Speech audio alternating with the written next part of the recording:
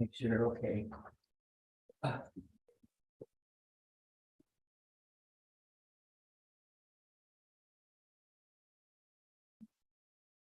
जय जय राधा माधवा कुंज विहारी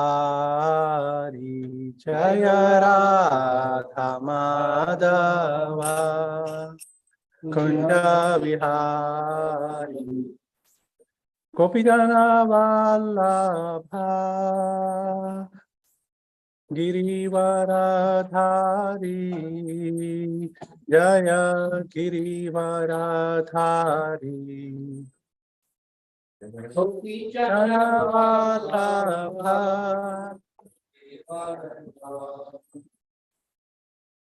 यशोदनंदन ब्रज जनरंजना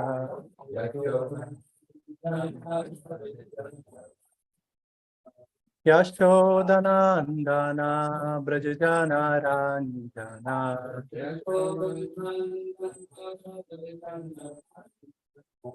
यमुना तीरावनचारी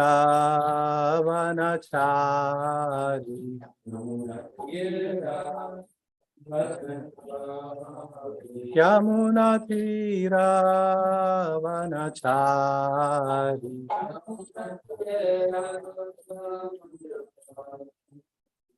जय राधा माधवा कुंज विहारी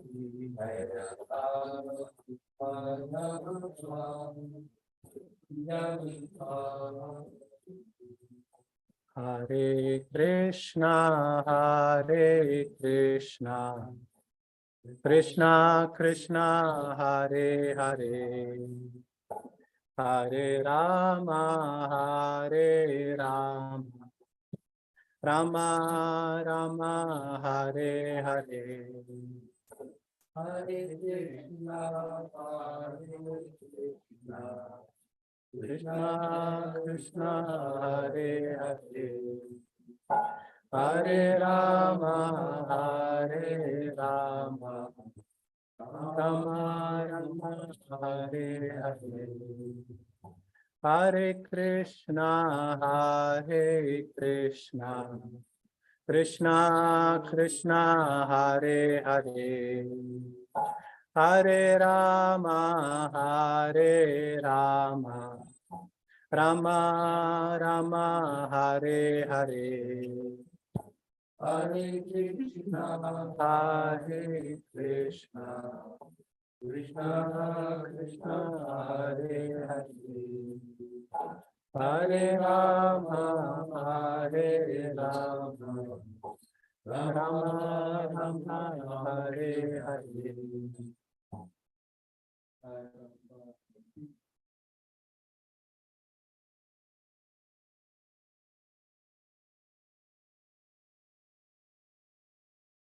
ओम नमो भगवते वासुदेवाय ओम नमो भगवते वासुदेवाय ओम नमो भगवते वासुदेवाय ओम नमो भगवते वासुदेवाय ओम नमो भगवते वासुदेवाय ओम नमो भगवते वासुदेवाय ओम अज्ञानतिमिरान्धस्य ज्ञानाञ्जनशलाकया चक्षुरुन्मिलितं येन तस्मै श्रीगुरवे नमः श्रीचैतन्यमनोभीष्टां स्थापितं येन भूतले स्वयं रूपकदा मह्यं ददाति स्वपदान्तिकम् वन्देऽहं श्रीगुरो श्रीयुतापदकमलं श्रीगुरुन् वैष्णवांश्च श्रीरूपं साग्रजातं सहगना रघुनाथान्वितं तं सजीवं साद्वैतं सावधूतं परिजनासहितं कृष्णचैतन्यदेवं श्रीराधा कृष्णपादान् सहगना ललिता श्रीविशाखान्वितांश्च हे कृष्ण करुणा सिन्धु दीनबन्धो जगत्पते गोपेश गोपिकान्त राधाकान्त नमोस्तुते तप्त कांचन गौरांगी राधे वृंदावनेश्वरी वृषभानुसुते देवी प्रणमामि हरिप्रिये वंशकल्पतरुभ्यश्च कृपा सिन्धुभ्यैव च पतितनां पावनेभ्यो वैष्णवेभ्यो नमो नमः। जय श्री कृष्ण चैतन्य प्रभु नित्यानंद श्री अद्वैत गदाधर श्रीवासदि गौर भक्तवृंदा हरे Krishna Krishna Krishna Hare Hare Hare Ram Ram Ram Hare Hare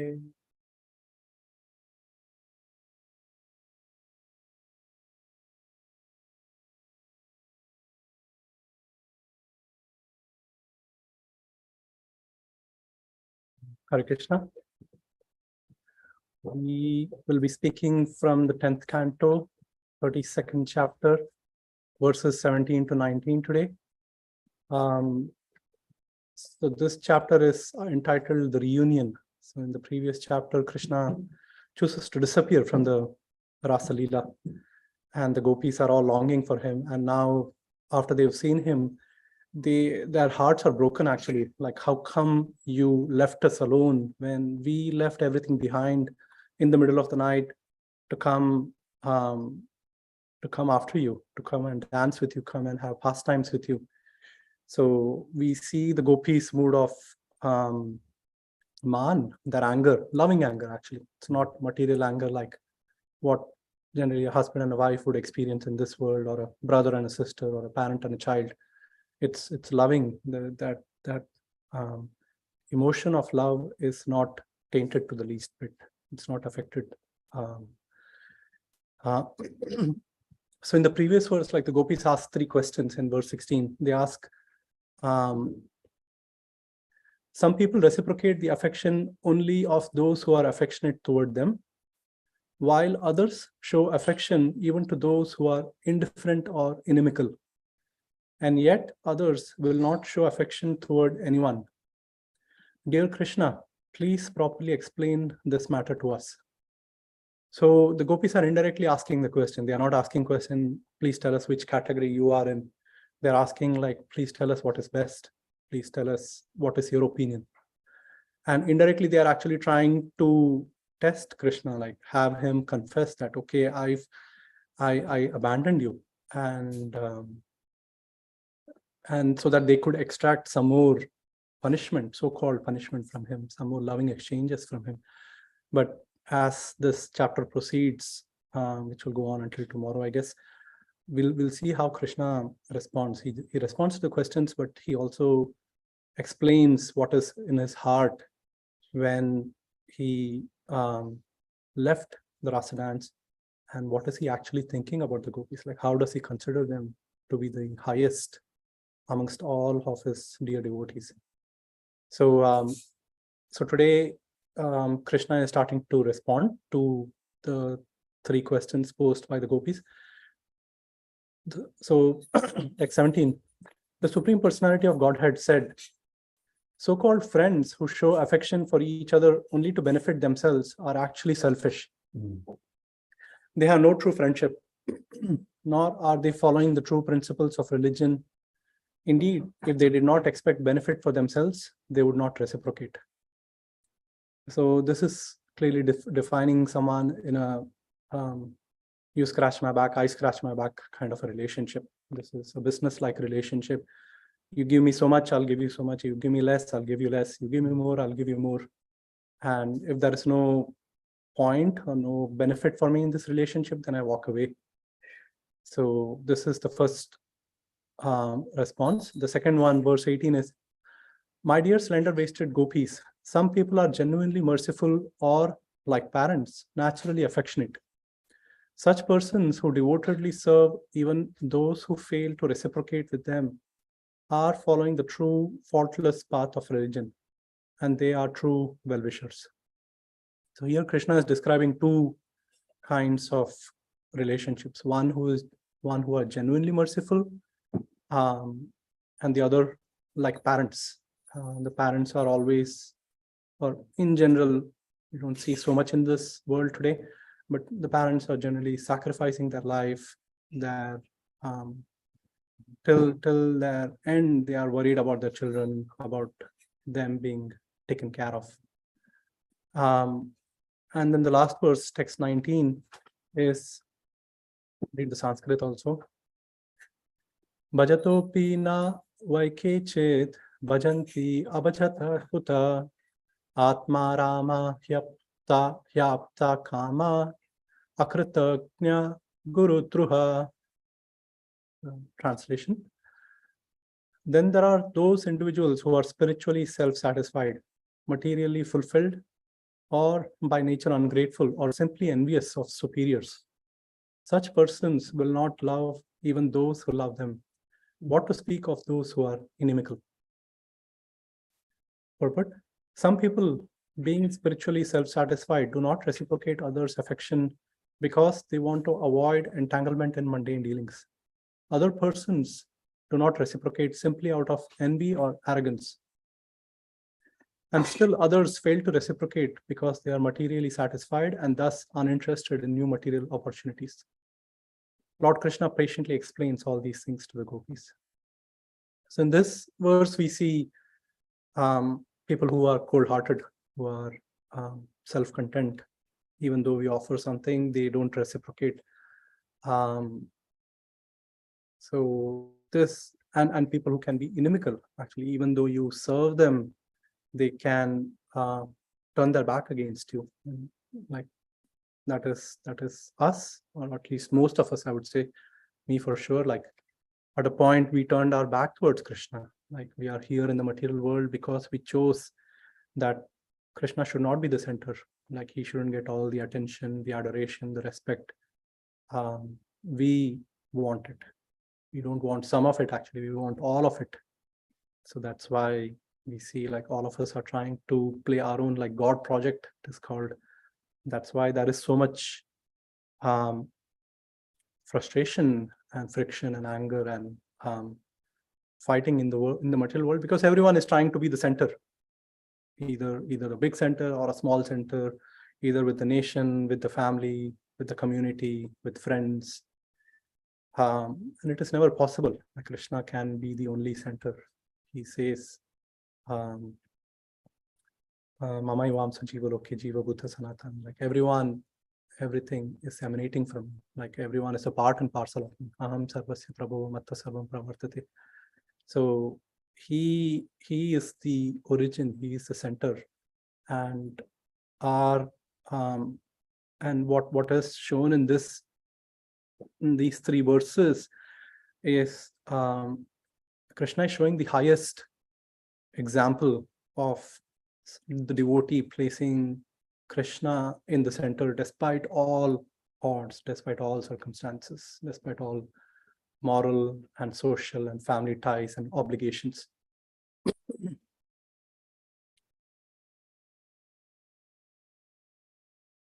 So coming back to the first verse, so now I'll just try to go sequentially.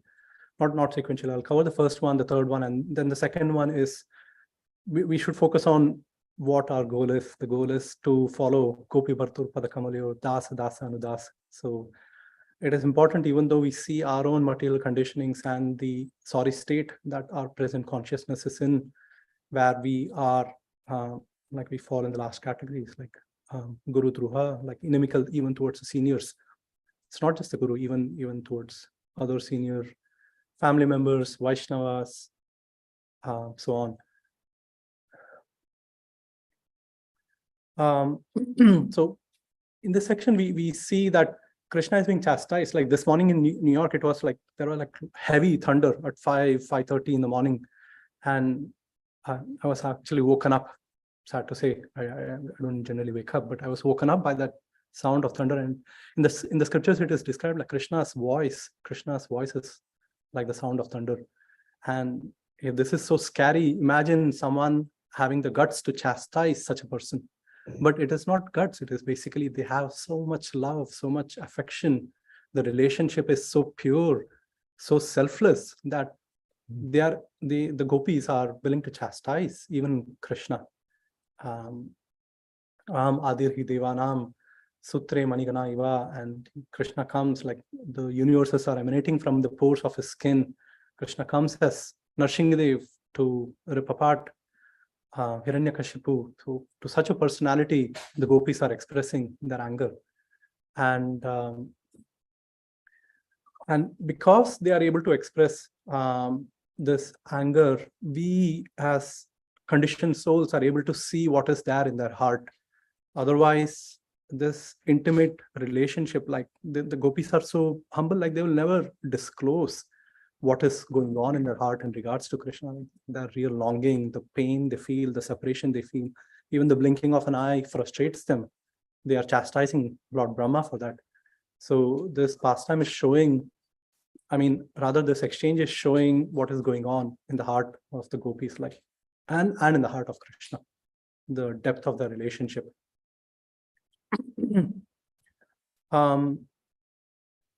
Like in this verse, the word swartha is used. Swartha is, in English, it means selfishness. So we can see like how selfish we are. Like even in devotional life, we want things to go in a certain way. Like we feel like, oh, when I become a devotee, then there should be no more suffering. There shouldn't be old age. There shouldn't be cancer. There shouldn't be death. There shouldn't be devotees quarreling amongst each other. The world should respect me. My job should be fine. My investment should be good, so on and so forth. But this selfishness is actually not inherent to our nature. Our nature is Jivere Swarupaya Krishna Nityadas. Like constitutionally, we are meant to serve Krishna. We are as eternal servants. And especially this nature of being selfish comes through when we are in difficulty. Like when there is difficulty in our life, then the tendency to remember Krishna, to worship him, to put him in the center, to remember him, it slips away. It becomes all about like, oh my God, how do I get a new job? Like that is what I'm going through. Or how do I patch this relationship? Or what do I do with this relationship? Or what do I do with my health issue? Whereas what we see in the gopis is like it's said about Mother Yashoda, like she's willing to spend like gallons of perspiration just to save one drop of perspiration from Krishna. Mm-hmm. So that is the depth of the love that she has. Same for the gopis, like they are willing to die 1,000 times. The pastime most of us might have heard, like when Krishna is having a headache and he says like, only the dust of my devotees will cure my headache. Lord Brahma, the demigods, Lord Shiva, I think Narada is going to different personalities. He's going to the yogis. No one is willing to give their dust. Like, oh, if I give my dust on Krishna and Krishna, dust of my feet, sorry, yes. And Krishna puts it on his head, what will happen to us? That will be a big aparad. But when Narada comes to the gopis and he asks the same question, they say like, yeah, here, take. Narada asks like, what about your destiny? What happens? They said, we don't care. Like Krishna's headache is more important. We are willing to suffer thousands and thousands of lifetimes in hell to serve Krishna. So this is generally the relationship which we see in this material world. Like you scratch my back. Like in Vrindavan, we see the monkeys. Like the monkeys are scratching each other's backs. So you scratch, you take the bugs out of my back. I'll do the same for you. I'll quickly go to verse 19, the last one. This is speaking about the Atmaram, like someone who is self-satisfied, who are internally satisfied within their own selves. Like it is someone who is spiritually content. Aptakam is someone who is already attained all their material desires. Like imagine going to a billionaire and offering like $10. Like they'll be like, this is nothing for me. They are already satisfied. And akritagya, like this is ungrateful. How often do we see this in ourselves? Like not having gratitude to what we've been given by Prabhupada, by our gurus, by the senior devotees, by other devotees, even junior devotees, by our parents, by our friends as we grow up. Like we won't have this body without our mother and father. Like so our teachers along the way from school, high school, etc. So this need to be grateful is very important, and it brings about a sense of humility in us. Like I didn't come here of my own strength. Like I was brought here. I'm standing on the shoulder of others, my parents, my teachers, other devotees, family members. And finally, it is the Guru Druha, like someone who's inimical. Like I spoke about that earlier, like someone there's not just the Guru, even other seniors who we become inimical towards.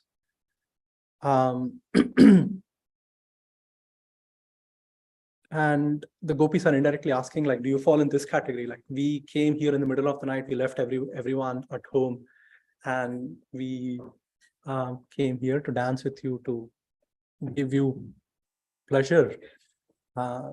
in our loving exchanges, and you are forgetting us. You are becoming inimical towards us. You are choosing to disappear. So the gopis are indirectly trying to put Krishna on the spot, like, tell us who you are. And the answer will come in the next two verses. Like just briefly, like Krishna, this is the famous verse where Krishna says, I mean, what you offered to me is incomparable. Like I'm indebted, Krishna says, like even I'm not able to reciprocate with you. Please be content with your own love for me. So Krishna is making such a statement that it's really, your heart melts to see the love that even Krishna has for his dearest devotees and for all of us, for all his aspiring devotees. Now I'll come to the second verse where the word Sumadhyama is used. Sumadhyama, this in the translation, it is like slender-waisted gopis. So Vishwanath Chakravarti Thakur, he also says like Madhyama, the second question, middle. The second question is the most appropriate, he says, because this, you are asking, this is the person who is in the highest category. Like someone, Krishna uses two words in this verse. He uses Karuna Pitarau Yatha. So Karuna is someone who is merciful. Pitarau is the father or the mother, the parent. And so these are the two kinds of magnanimous personalities that Krishna is addressing here. So the parents, it is described like they are selfless, they take care of the children, but there is a biological relationship, there is some sort of a relationship, some reciprocation is going on in that relationship. But whereas someone who's Karuna, who's merciful, they are even higher. They are actually the highest. For them, there is no relationship. It's only giving. I heard in a class recently, like Krishna is someone who gives and forgives, and we are someone who gets and forgets. So this, so Krishna, and like similarly, even his devotees who are willing to give everything to him.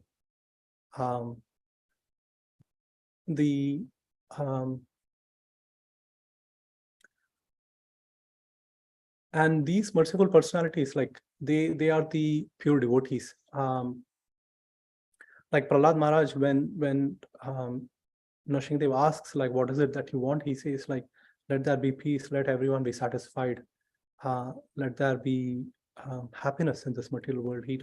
He's not asking for a boon for himself. He's asking something for everyone else. Gaur Leela, like Vasudev, that he is saying, like, I'm ready to take up the sins of all people. I mean, and let them be happy. Like in our time, we see Bhakti Tirtha Maharaj who said, like, I'm ready to suffer, Krishna, like for everyone else. And when he left because of cancer, it wasn't like he was berating his decision or his choice. It's glorious the way he left. His entire life is such an exemplary example, that something that we can pray, we can aspire for, to even like follow, even by a tiny quantity.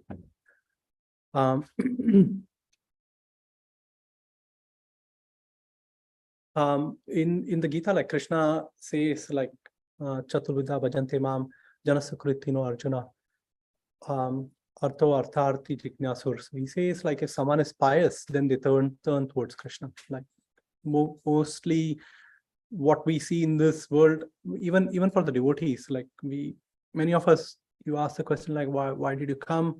Because I was in distress, I was suffering, and I wanted a way to alleviate that suffering, and that's why I came to bhakti. Generally, this is what we see in today's day and age. Some come for wealth, some come out of curiosity, some come for knowledge of the absolute. And as soon as the suffering is taken away, then that that same devotion to Krishna is slackened.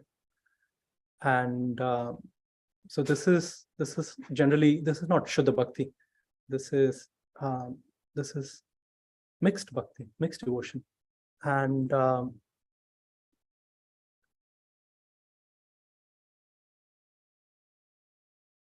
whereas what we see here in the gopis is like the gopis are feeling transcendental anger, and they are asking about the nature of love, and Krishna is not treating them properly. They are not coming out of distress to him. They are just coming out of pure anyabhilashita shunyam, like ahaituki apratihata. There is no tinge of karma or jnana. It's just pure love, pure unadulterated, unmotivated, uninterrupted love that they are bringing to Krishna. And the Gita, Krishna says, "Ye yatham mam prapadyante," as all surrender to me, I reciprocate with them accordingly, I reward them accordingly. And so even though it seems that Krishna is not reciprocating, but actually what is going on is he tells the gopis, like, even though I was not present before your eyes, I was thinking about you. I had never forgotten. I did this only to deepen your longing for me. I wanted to see the depth of your love, of your care for me. And so Krishna is not cold-hearted. Like, he's not, even in our case, even though sometimes it might seem like, okay, we are getting some chastisement, some karmic reactions, or but Krishna, on the span of many lifetimes, he's caring for us. We don't understand it, unfortunately, because our vision is so narrow. But if we can try to come to that understanding, like, okay, Krishna still cares for me. I'm going through the struggling, let me do something about it. I'm going through struggles, let me do something about it. But let me not lose faith on Guru and Krishna, on the holy name, on the Vaishnavas, on the process of devotional services. And let me still take shelter in them as much as I can, trying our best. And then Krishna, he sees our sincerity. Like, we are not as exalted as the gopis. We are small aspiring devotees. So Krishna will reciprocate with our surrender. Ye yatham mam prapadyante. And the problem for us mainly comes because of this ego, this false ego, like, I have to be in the center. And it's only bhakti yoga which can completely uproot the false ego. It is said in the scriptures that and the main process in bhakti is like attentively and offenselessly chanting the holy names, either in japa or in kirtan. And through that, the false ego is dissolved. We become, we are able to separate ourselves from our false ego. The knot, the hridaya granthi in our heart is cut. It cannot be undone. It is cut. It can only be cut by Krishna or by his pure devotees. Mahaprabhu, he's praying like, Mama Janmani Shwari Bhavatat Bhakti Rahituki. Like, I only want your costless devotional service, birth after birth. And Gopi Bhartur Padakamalyor Dasa Anudas. Like, how can we rise to that principle? How can we aspire? How can we keep this on the altar of our lives and pray for this?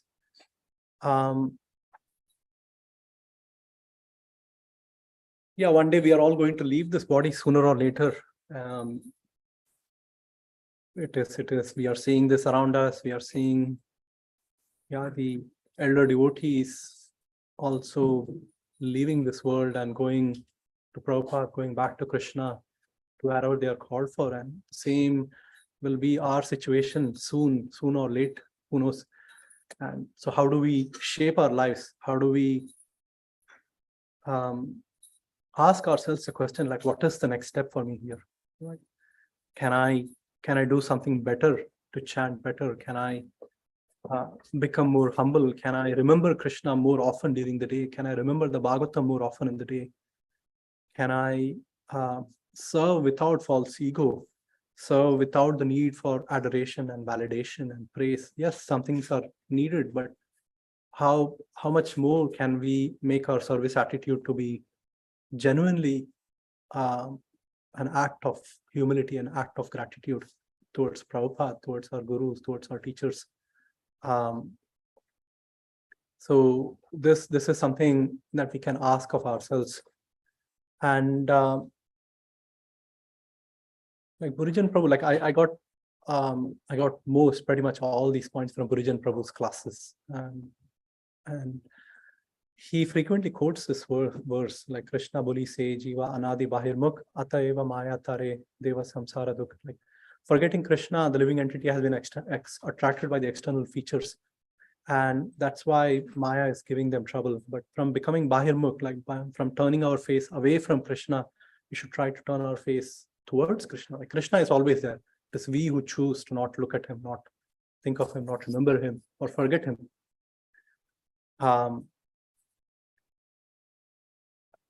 Mahaprabhu in the Madhya Leela, there is this verse: Krishna tomara hanayadi bale ekabara maya banda haite Krishna tare kare para. This verse can be a meditation as we go into our japa. It says one is immediately freed from the clutches of Maya if he seriously and sincerely says, "My dear Lord Krishna, although I have forgotten you for so many long years in the material world, today I am surrendering unto you. I am your sincere and serious servant. Please engage me in your service." And by having this prayer in our heart, by carrying this mood in our heart, when we sit down to chant, when we go back to our seva, that Krishna, I want to turn my face towards you again. Please help me. I'm your sincere and serious servant. Please engage me in your service. Then Krishna, out of his own kindness, him, Radharani, Mahaprabhu, Nityanand Prabhu, they will all help us on our way forward. So yeah, it is quite a beautiful section that we are in, to see the depth of devotion of the gopis for Krishna and his love for them. And someday even we can aspire to become a piece of dust at the lotus feet of such devotees. Yeah. Thank you. Hare Krishna. Wonderful class, Bala Krishna Prabhu. Beautiful. I wanted to appreciate the point that you made, that we should ask ourselves this question: what's the next step for me?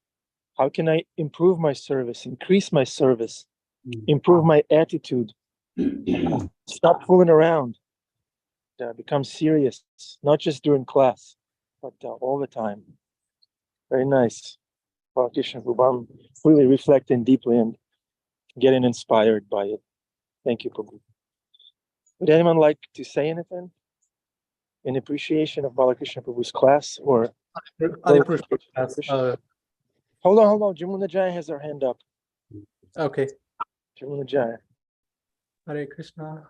Hare Krishna. Thank you so much for class. And there's something I've been appreciating through this whole pastime is this anger and the emotion of anger, and the few verses back when the biting of the lip, and and I was just really thinking that you made the point about their chastising Krishna, and that sometimes Krishna and our seniors and the mentors in our life and the people that really are the ones there for us have to chastise us, and to take chastisement not as like necessarily a bad thing, but it's a course correction. And I look back at my dear parents and know that I got chastised quite a bit. And at the time I didn't understand it, but now I sure do. So it's an interesting way to look at some of the chastisements, or what might feel like a chastisement. It is, but it's a course correction. It's actually at the base, it's done out of love. It's the way a parent will pull their child away from, fire or crossing the street. So I'm really loving that you made the point that the gopis were chastising them, and earlier they were like biting their lips in anger because there was so much emotion and actually so much love there. So thank you so much, Hare Krishna. Yeah, we also see Mother Yashoda chastising Damodar. Yes. Kartika is coming soon, so this loving exchange through the medium of chastisement, but it is actually loving exchange can take place. And yeah, it takes humility and it takes time actually to, I can speak for myself, like chastisement is not, I don't welcome it obviously. And even when it is given, it takes time to process it and to surrender to the instruction, to the chastisement. Like,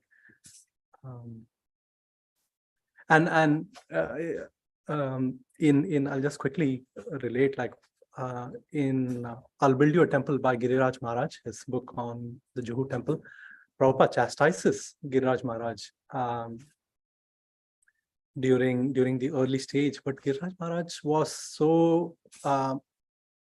humble and clear that Prabhupada's chastisement is purely for my benefit, because Prabhupada was not in India at that time. And Maharaj, in his letter to Prabhupada, he writes, "I'm so sorry, Srila Prabhupada, like you had to unfortunately even chastise me. You had to spend energy and time and like not, I'm just summarizing this, but he says like, you unfortunately had to correct this ignorant fool, and you're right in what you said." And he just accepts it right away. He's not resisting it. His false ego is not fighting. He's not getting angry at the chastisement, but he surrenders to Prabhupada's instruction, to Prabhupada's chastisement. So such a wonderful example, like something when the next time when we get chastised, I hope I'll keep that in mind. If your wife is chastising you, you can think of Prabhupada and Giriraj Maharaj. I'll try that. I'll try that too. One more question by Bhakta Billy. Hare Krishna. You're on mute. Hare Krishna, Prabhuji. Hare Krishna. It's wonderful class. Two things. I was wondering if you could help me understand. Since I'm a single dad, right? So I'm taking both parts. I'm taking the mother and the father since birth for the children. You know, I constantly ask Krishna for guidance, for help in how to become a better parent and to raise them up in Krishna consciousness. And sometimes, it gets really difficult when they need to be chastised. And I don't know how to do it. So, you know, I ask. And so I've taken the phones, their smartphones, their smart devices from them. And I said, okay, you'll get them back when this is done. And also I've noticed for myself too, thanks to Adipurusha, sometimes when I didn't listen, he would say, okay, you got to leave the car. You know, I told you you're going to leave the car. If you don't listen, you got to leave the car. So I was like, Adipurush, please. No, I gave you many warnings. You got to leave the car. So this helped me, you know, helped me to feel Krishna's love. I know it was done with love. Yeah, I appreciate your question. It's not easy being a parent. It's not easy chastising anyone even when you know it is the right thing. Sometimes out of anger we can do that, and then afterwards there is regret. I can speak personally about that. Being in a married relationship, like how these things come across, and then we regret what we said. But yeah, there is also the need to express our love at the same time. And how Adipurush Prabhu, I'm sure, is expressing with you. I'm sure he's also showering. Yeah, when Adipurusha Prabhu has to chastise me, he calls me Prabhu. No name, just Prabhu. That's the worst treatment. That's very sobering. Prabhu.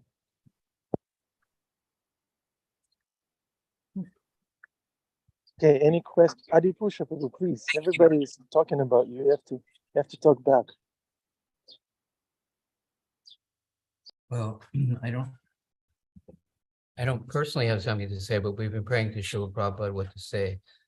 And here the gopis are asking questions. And the subject matter of the Bhagavatam, the subject matter of these verses, Prabhu already explained in the class. This is about the nature of love, the nature of love. It's a complex subject matter, And there's many ways of expressing love, and the experience of loving exchanges is profound and emotionally intense. And we are by nature loving beings, and our experience in devotional service and our hearing from the scripture and our relationship with the Guru, it helps us to reawaken our dormant love for Krishna. So that's what's happening. That's why it's happening. That's where we're going. And Krishna loves you.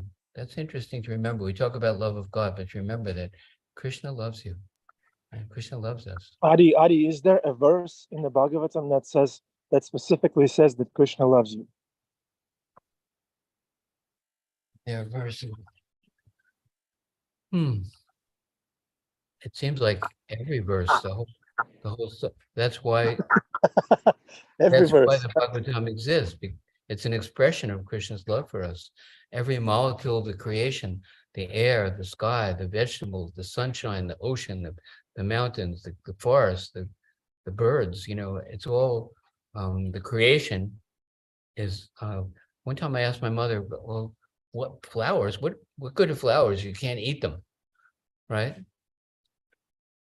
She said, well, God made flowers as something that we can use to show our affection for someone. The way of showing our love is to give something, and it's beautiful and fragrant and it's variegated, and everything in the creation is like that. It's Krishna showing his love for us. And when we experience it, that Vasudeva Sarvabhiti Sama, when we realize that everything is coming from Krishna, then we naturally we want to reciprocate with that. That's what the Bhagavatam said, that after seeing how wonderful is Krishna, then let's do something to show him our affection, reflect it back. Anyway, wonderful class, by the way, Prabhu, very beautiful class, full of wisdom, everything shastric, and we feel your love for Krishna coming through. And the one quote from Rupa Goswami that says, when we reawaken our dormant love for Krishna, then our genuine affection for every other living entity will be there. That's very consoling, that this world where there's no real love, that's not our nature, that's not where we're from, and that we can actually go back there by Krishna's grace. Well, glories to Srila Prabhupada. Hare Krishna. Thank you. Bhima Prabhu has his hand up. It's 7:59, Bhima Prabhu. You have to package it in 1 minute. I'll do it in 10 seconds. Give, forgive, get, forget. That's what my big takeaway from that. We can always see all day long and in every moment what the good Lord has given us, and that we must keep ourselves from forgetting. Always remember Krishna, never forget Krishna. Such a simple thing that we have to do. Hare Krishna. Thank you, Bhima Prabhu. I heard that. Yeah, you should make a nursery rhyme song. Give, forgive. Hare Krishna, something like that. Get, forget. Hare Rama. Thank you, dear devotees. Srimad Bhagavatam ki jai, Srila Prabhupada ki jai.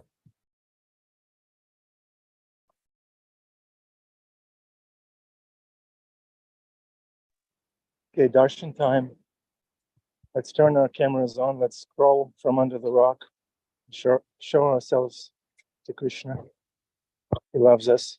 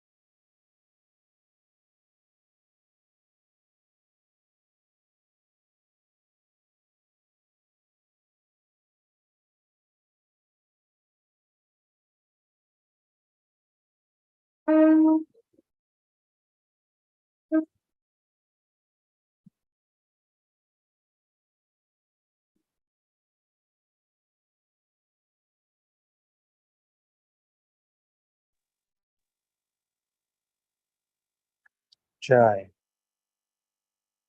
Okay, this was a wonderful class by Bala Krishna Prabhu, my god brother. I'm so proud that I have such a wonderful god brother. Damdar Priya. Yeah, let's make this song.